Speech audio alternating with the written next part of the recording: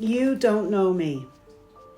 You don't see the young girl who grew up with 4 sisters and 3 brothers in a very loving home.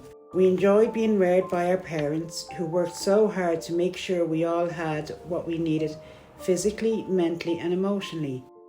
I am a human being. I was reared to be one and to be kind to people and not to judge. I am a human just like you. I may not have money you had growing up with your parents. Some parents didn't have to work so hard like my parents did. My dad was a soldier working Monday to Friday, 8:30 to 4:30 for minimum wage. My mother was a seamstress.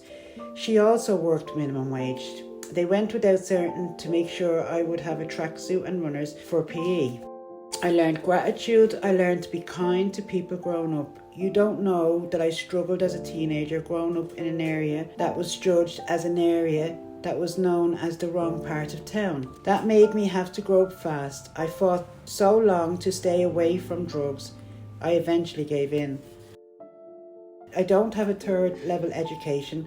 I have worked all my life until I was 30. You don't know, when I look at the TD in my town, he is more worried about dog poo rather than the drug epidemic. I don't like you wasting money on silly signs, telling us to pick up poo when you could have spent it on helping crime and addiction. You don't know that my hometown never helped me but judged me.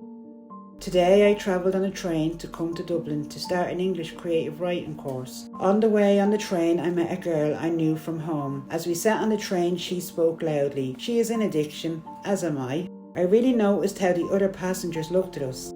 They looked at us differently as she spoke loudly about what her intentions were when she got to Dublin. It made me realise how people can and possibly should look at us as they heard our conversation. You don't know that girl you judged had just lost her mother and lives in a hostel. Her granny committed suicide. Her aunt and uncle both died from addiction.